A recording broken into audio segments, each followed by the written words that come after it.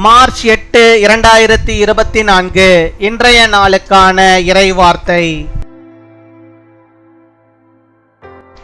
கர்த்தர் உங்களை ஒருபோதும் கைவிட மாட்டார், உங்களை மறக்க மாட்டார், உங்களை விட்டு விலக மாட்டார். The Lord will never leave you, never forget you. ஏசாயா 44 அதிகாரம் 21 வசனம். Isaiah chapter 44 verse 21. நீ என் தாசன், நான் உன்னை உருவாக்கினேன். நீ என் தாசன், இஸ்ரவேலே, நீ என்னால் மறக்கப்படுவதில்லை. என் அன்பு சகோதர சகோதரிகளே, அநேகர் என்னிடத்தில் வந்து என்னை ஞாபகம் இருக்கிறதா என்று கேட்கும்போது ஞாபகம் இருக்கிறது, ஆனால் சரியாக யார் என்பது தெரியவில்லை என்று சொல்வேன். அவர்கள் தங்களை இன்னார் என்றும் இப்படிப்பட்ட நிகழ்விலே நான் உங்களை சந்தித்தேன் என்றும் அவர்கள் எனக்கு சொல்லும்போது ஆம், இப்பொழுது எனக்கு ஞாபகம் வருகிறது என்பேன்.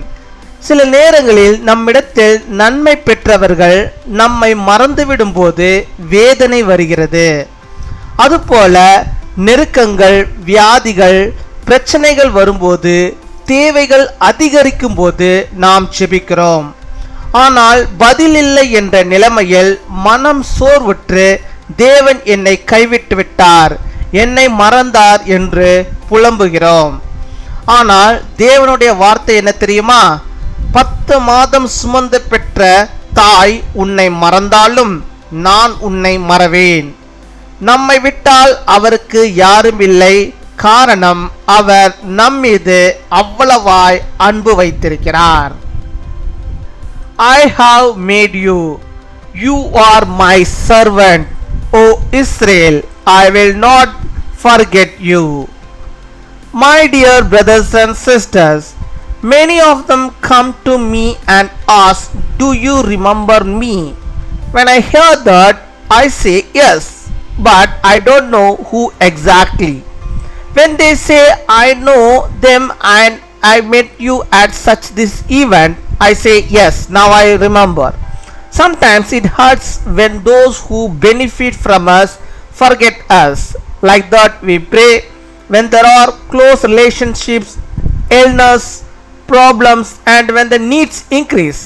But when there was no answer, our heart was weary and God forsook me.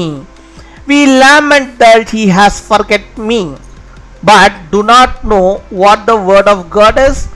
Even if a mother forgets you, I will not forget you.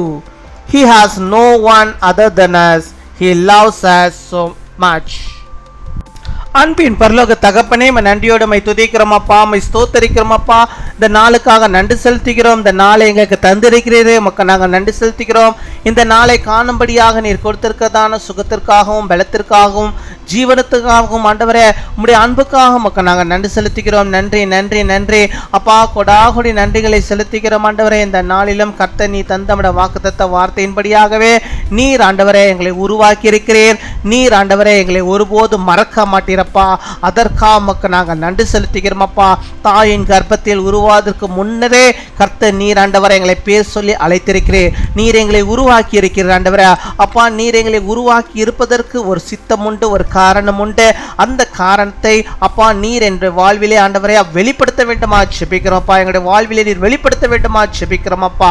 அப்பா, நம்முடைய பிள்ளைகள் ஒருபோதும் ஆண்டவரே அப்பா உம்மை மறப்பதில்லை ஆண்டவர். நீரும் ஆண்டவரே அவர்களை மறக்காதபடிக்கு அவர்களுக்கு ஆண்டவரே நீ செய்வேன் என்று சொல்லின வாக்கு தத்தங்கள் அப்பா, அந்த வார்த்தைகள் எல்லாம் நம்முடைய வாழ்க்கையிலே அப்பா நடைபெறும்படியாக நிறைவேறும்படியாக நாங்கள் ஜெபிக்கிறோம் அப்பா. அமை துதிக்கிறோம் அப்பா, அமை ஸ்தோத்தரிக்கிறோம் ஸ்தோத்தரிக்கிறோம். நம்முடைய பிள்ளைகள் ஆண்டவரை எந்தெந்த காரியத்தை எதிர்பார்த்து இப்பொழுதும் ஜெபிக்கிறார்களோ, இவர்களுக்கு என்னென்ன தேவைகளோ அப்பா, என்னென்ன அற்புதங்கள் வேண்டுமோ அதை ஆண்டவரே அப்பாவுடைய வாழ்விலே கர்த்தர் நீர் ஆண்டவரை செய்தரல வேண்டுமா ஜெபிக்கிறோம் அப்பா. அம்மை துதிக்கிறோம். இஸ்ரவேலே, நீ என்னால் மறக்கப்படுவதில்லை என்ற வார்த்தையின்படியாக நம்முடைய பிள்ளைகளை பார்த்து நீ இந்த நாளில் நீ சொல்லும் அப்பா.